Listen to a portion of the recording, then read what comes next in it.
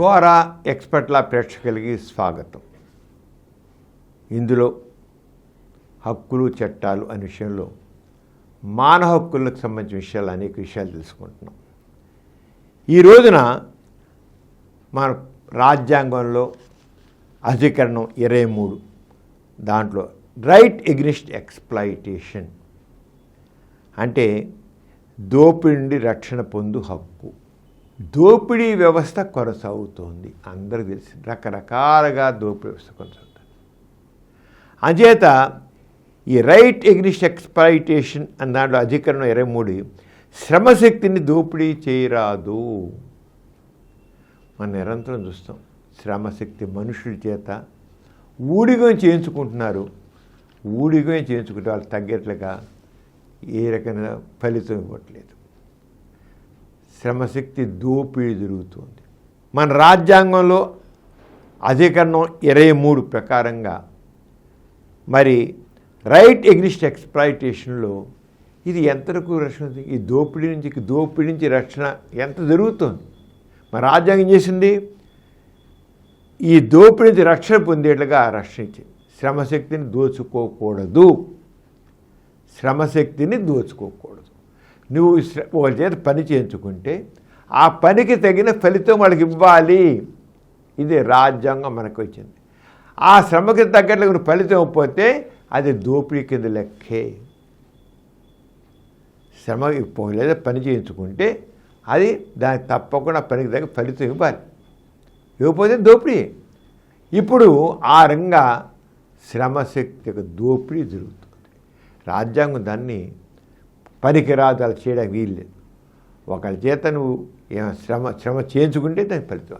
ఆ రంగానే రకరకాలుగా మనుషుల యొక్క శ్రమని, మనుషుల యొక్క విలువలని దిగచారుస్తూ వాళ్ళ మీద వ్యాపారం చేసేది కూడా జరుగుతోంది. అదే ఎక్స్‌ప్లాయిటేషన్. మనుషుల్ని ఎత్తుకుపోయి అమ్మేసేయడం కూడా జరుగుతుంది. ఎంత ఘోరం అండి. అంచేత ఇది ఏ రంగం అంటే ఇక సంఘ విద్రోహ శక్తులు చేస్తున్నారు కదా. ఈ సంఘ వ్యతిరేక శక్తులు, చట్ట వ్యతిరేక శక్తుల నిమిత్తం మనుషులతో వ్యాపారం చేయించడం ఉంటుంది. ప్రతిఫలం శూన్యంగా ఉంటుంది. బలవంతంగా శ్రమ చేయించడం ఉంటుంది. అయితే ప్రజా సంక్షేమం దృష్ట్యా ఈ శ్రమ చేయించుకునే అధికారం ప్రభుత్వానికి ఉంటుంది. ప్రభుత్వానికి మాత్రం సపోజ్ ప్రభుత్వం కొన్ని సందర్భాలు కొంత పనిచేయడం వాలంటీర్ చేయడం కోరుతుంది, వేరే విషయం. అయితే శ్రమశక్తిని దోచుకోవడం నిర్మామూలుగా చూస్తున్నాం. అది తెలుసుకున్నాం, ముందు తెలుసుకున్నాం. కానీ ముఖ్యంగా తెలుసుకునంటే ఏ రకంగా మనుషులతో వ్యాపారం జరుగుతోంది. ట్రాఫికింగ్, హ్యూమన్ ట్రాఫికింగ్ అంటాం. హ్యూమన్ ట్రాఫికింగ్ అంటే మనుషులతో వ్యాపారం.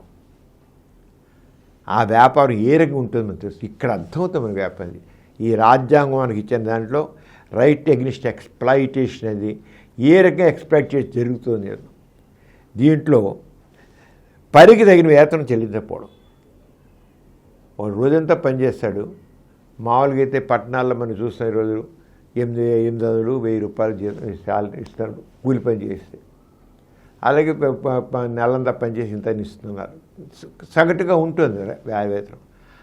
రోజంతా పని చేయించుకుని మనం మామూలుగా అయితే ఒక 800 1000 రూపాయలు ఇచ్చే చోట ఒక 100 రూపాయలు చేతిలో పెట్టి పంపించేస్తే అది దోపిడీ కదా.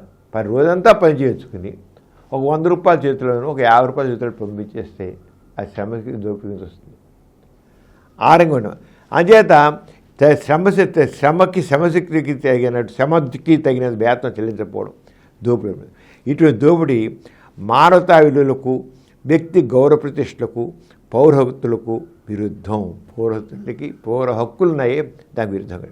ఈ శ్రమ దోపిడీ అనేది వెట్టి చాకిరి. ఈ వెట్టి చాకిరి దాంట్లో బాల కార్మికులకి శ్రమ చేయడం కూడా వస్తుంది. ఈరోజున బాల కార్మిక వ్యవస్థ పనికి రాదు, పిల్లల చేత పని చేయించకూడదు, వారు చదువుకోవాలి అనేది 10-14 ఏళ్ళ వాళ్ళ చేత ఏం పని చేయించకూడదు, చదువుకునే వయసు చదివించాలి అంతేగాని చెంటే. కానీ మరి ఇవి చూస్తే మీరు ఎన్ని చోట్ల చూడండి, ఎన్ని పరిశ్రమల్లో పిల్లలు 8 ఏళ్ళ వాళ్ళు, 10 ఏళ్ళ వాళ్ళు, 12 ఏళ్ళు, 14 ఏళ్ళ పిల్లలు ఎంతమంది ఉన్నారు. అంటే బాల కార్మికుల వ్యవస్థ ఇదే దోపిడీ కదా, దోపిడీ వాళ్ళకి. అలాగే ఇంతే కాకుండా కేవలం శ్రమశక్తి పని చేయించుకుని తగిన మూల్యం చెల్లించకపోవడం అనేది ఒక రకం శ్రమశక్తి దోపిడీ. శ్రమశక్తిని దోపిడీ ఒకటి. ఇంకో రకంగా లైంగిక దోపిడీ, ఇది మరీ ఘోరమైంది.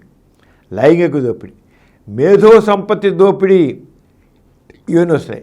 అలాగే కనీస వేతనాలు చట్టం లేకపోవడం, కనీస వేతనాల చట్టం ఉంది, దాని ప్రకారంగా అమలు పరచబడం. కనీస వేతనం ఇంత ఇవ్వాలని చట్టాలు ఉన్నాయి, లేబర్ యాక్ట్ ప్రకారం ఇంత ఇవ్వాలని ఉంది, ఇవ్వట్లా.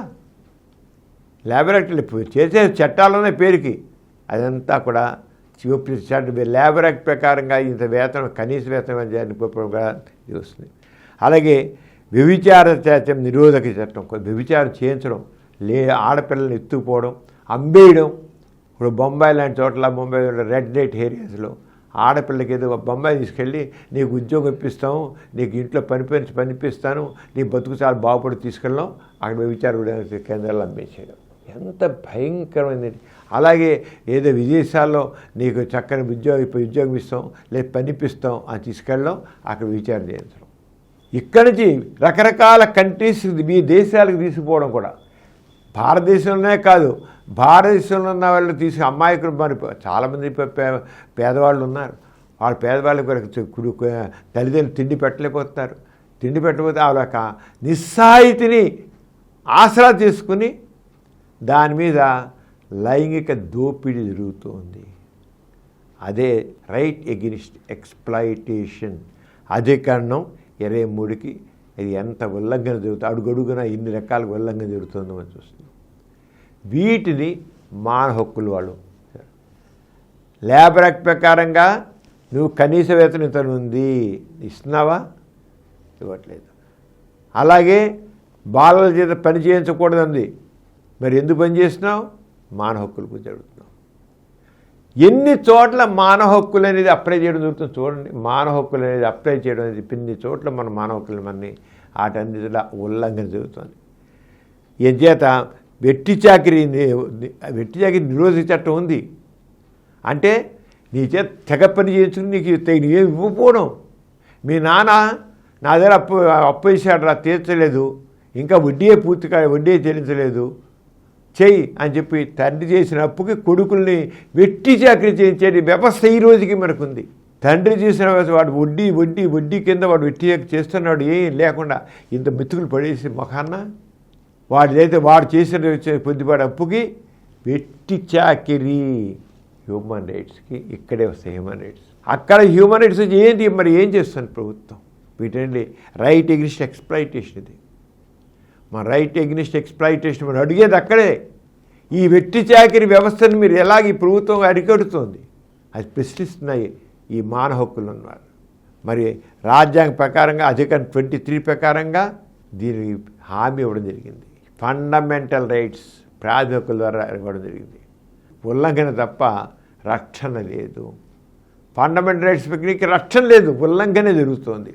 అక్కడే హ్యూమన్ రైట్స్ సంబంధించిన మానవ హక్కుల కోసం పోరాటం చేసే వాళ్ళని అడిగేది. ఇదే మనకు తెలిసిన అవగాహన. అలాగే ఇక తీసుకున్నట్లయితే ఎలా వచ్చినంటే సరుకుల్ని జంతువుల్ని కొనుక్కున్నట్లుగా మనుషుల్ని కొనుక్కోవడం, అమ్మటాన్ని ట్రాఫికింగ్ అంటారు.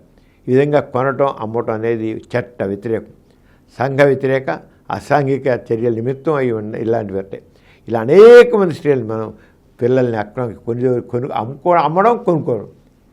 వాడు తీసుకెళ్ళి అమ్మేస్తాడు, ఇంకోటి కొనుక్కుంటాడు, వాడు మళ్ళీ కూడా అమ్మేస్తుంటాడు.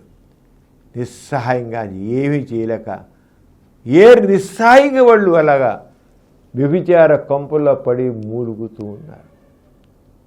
లక్షలాది మంది మొక్కల దగ్గర, వేలాది కాదు లక్షలాది మంది ఉన్నారు. ఏమిటిది? ఎంత దయనీయమైన పరిస్థితి. మరి అది ఫండమెంటల్స్లో రైట్ ఎగ్నిస్ట్ ఎక్స్‌ప్లాయిటేషన్ దాంట్లో ఇవన్నీ వస్తాయి. దీన్ని శిక్షార్హమైన నేరం, అది కానిది. అంచేత మనం ముఖ్యంగా చేసే హ్యూమన్ రైట్స్ అడిగేదంటే అసలు ప్రతిఫలం చెల్లించకుండా వెట్టి చాకిరీ చెల్లించుకోవడం, అది శ్రమకి తగిన వేతనం చెల్లించకుండా, వీటన్నిటిని హ్యూమన్ రైట్స్ ప్రశ్నిస్తున్నాయి ఎందుకు చేయట్లేదని. ఆరుగా చేయాల్సి ఉంది. అలాగే ఈ మధ్యకాలంలో ప్రభుత్వాలు చట్టబద్ధంగా శ్రమశక్తి దోపిడీకి ప్రభుత్వాలు కూడా ఇప్పుడు ఏం చేస్తున్నాయంటే ఒక ప్రాజెక్టు కడుతున్నాయి. ఆ ప్రాజెక్ట్ ఏం సార్ కాంట్రాక్టర్ ఏం చేస్తారంటే కాంట్రాక్ట్ ఇస్తారు వాటికి. ఆ కాంట్రాక్ట్ ఏం చేస్తున్నాడు, తీసుకొచ్చి బీహార్ నుంచి లేకపోతే ఒరిస్సా నుంచి వాళ్ళకి పాపం పని లేని వాళ్ళు తీసుకొస్తారు. తీసుకొచ్చి ఇకైతే ఏదో ఆంధ్రప్రదేశ్లో ఉన్న వాళ్ళైతే వాళ్ళకి రోజుకి 800 1000 రూపాయలు కూలి ఇవ్వాలి. వాళ్ళు తీసుకొచ్చి రోజుకి 200 రూపాయలు 300 రూపాయలు కూలి, అక్కడ వాళ్ళకి అది కూడా లేదని తీసుకొచ్చి 200 రూపాయలు 300 రూపాయలు కూలికి ఇచ్చి వాళ్ళ చేత ఈ కాంట్రాక్టర్ చేసి వాడు మాత్రం వీళ్ళ తరపున బిజినెస్ చేస్తున్నాడు.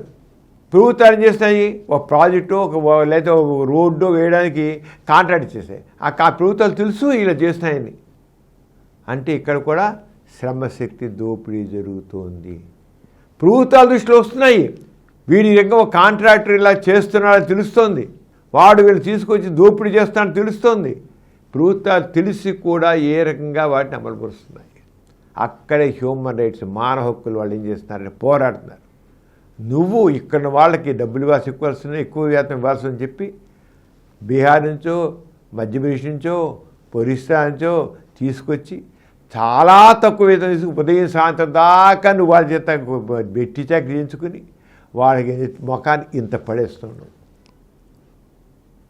ఇది నిత్యం మనం చూస్తున్నాం, ప్రతి చోట చూస్తున్నాం, ప్రతి చోట ఎక్కడ జరిగింది ప్రతి రంగాల్లో చూస్తున్నాం. వాళ్ళు తీసుకొచ్చారు, ఎప్పుడు వాడు ఎక్కడ బీహార్ తీసుకొస్తాడు, ఏదో ఆటనర్లోనే ఎక్కడ పెడతాడు, వాడు చేస్తాడు. వాడు ఒక ఏదో చిన్న పంపిస్తాడు లేదా షెల్టర్ ఇస్తాడు, ఇది వాడికి 2,000 ఇంత అన్నం పడేస్తాడు, ఒక 100-200 ఇస్తాడు వాడికి. కానీ వాడి మీద వాడి శ్రమశక్తిని దోచుకుంటూ చేస్తాడు. ఈ రైట్ వాడి శ్రమని తగ్గ పరిధి ఇవ్వకుండా దోచుకోవడం మరి ఎక్స్ప్లాయిటేషన్ కదా. రైట్ టు ఎక్స్ప్లాయిటేషన్ ఎక్కడ రక్షణ వస్తుంది మరి? ఈ రకంగా అడుగడుగున ఉల్లంఘన జరుగుతుందన్నమాట. అంచేత దీనికి చేయాలి. అలాగే చిన్నపిల్లల చేత ఫ్యాక్టరీలో పనిచేయించడం, శ్రమశక్తి దోపిడీ, అలాగే చిన్నపిల్లల చేత చేయించడం. ఈ చిన్న బాలల హక్కులు మేము చెబుతున్నాం, కానీ పిల్లల చేత మాకు 14 సంవత్సరాల లోపు వాళ్ళు బడికి వెళ్ళాల్సిన వాళ్ళ చేత వాళ్ళు చదువుకోవాల్సిన వాళ్ళ చేత. అయితే భారతదేశంలో పిల్లలకి అనేసి తల్లిదండ్రులు తిండి పెట్టలేక వాళ్ళు తెలుసుండి కూడా పిల్లల్ని ఈ రకంగా బాల కార్మికులుగా వదిలిపెడుతున్నారు. అలాగే తక్కిన వాళ్ళేమో వాళ్ళు తీసుకుని వాళ్ళతో వాళ్ళు ఒక శ్రమ దోపిడీ చేస్తున్నారు.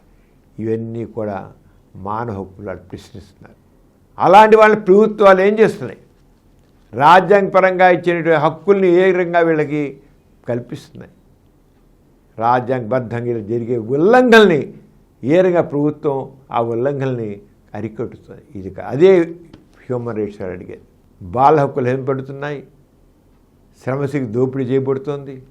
వీటన్నిటి గురించి మనం తెలుసుకోవాలి.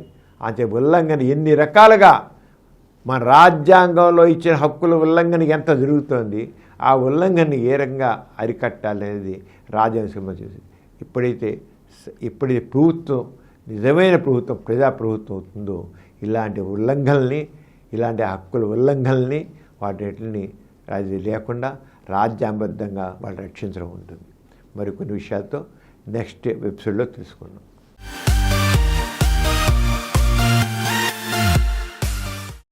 ఈ కార్యక్రమం మీకు ఎంతో నచ్చింది కదా. ఇటువంటి మరిన్ని వీడియోల కోసం అనతి కాలంలోనే 20 కోట్ల వ్యూస్ సాధించిన డాక్టర్ సమరం మల్టీ ఛానల్ నెట్వర్క్ సమర్పించు గోరా ఎక్స్పర్ట్ల ఛానల్కు సబ్స్క్రైబ్ చేయండి, లైక్ చేయండి, మీ ఫ్రెండ్స్కి షేర్ చేయండి.